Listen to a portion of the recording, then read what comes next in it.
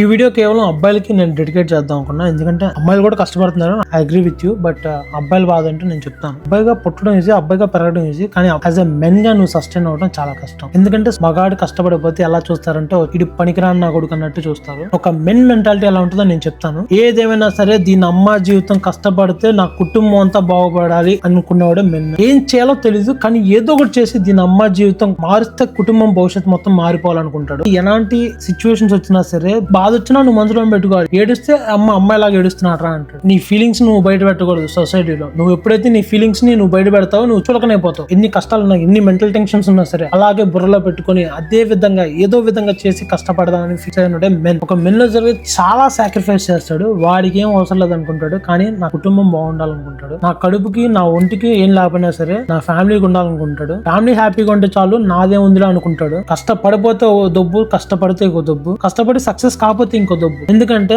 కష్టపడుతూ ఉంటాడు. వాడి మీద ఎలాంటి ప్రెషర్ ఉంటదంటే, అండ్ అలాగే వాడికి ఏమో ఏజ్ దగ్గర వస్తా ఉంటే ఇంక పెళ్ళెప్పుడు అంటారు. నీకు ఎంత కష్టాలను రాని వాడు నలుగురిలోకి వచ్చి ఆడాడు, 4 గోడల మధ్యనే ఏడుస్తాడు. ఈ need to take care of his family. Girl friend అంటే గర్ల్ ఫ్రెండ్, వాడి ఫ్యూచర్, జాబ్, సేవింగ్స్, అప్పులు అన్ని అలాగే భూమిలోకి తొక్కుతున్నట్టు అనిపిస్తుంది ఆ ప్రెషర్ అనేది. కానీ అంత ప్రెషర్ ని వాడు మేనేజ్ చేయాలి. వాడి ఫ్యామిలీని సక్సెస్ లో చూడాలని అనుకుంటాడు ప్రతి ఒక్కడు. అయినా అవ్వకపోయినా దట్ సెకండరీ. ఎవడు గుడిసిపోదాం అనుకోడు, ఎవడైనా బాగుపడాలనే అనుకుంటాడు. కొంతమంది స్క్రాప్ బ్యాచ్ ఉంటారు, ఆ స్క్రాప్ బ్యాచ్ ని ఇందులో ఇంక్లూడ్ చేయట్లేదు. జస్ట్ నేను నార్మల్ చెప్తున్నా, కష్టపడే మెంటాలిటీ ఉన్న వాళ్ళ గురించి చెప్తున్నా. సరే మరి ఉంటాను. నేను మీ Bhupi vlogs. Bye bye. Follow చేయడం మర్చిపోకు.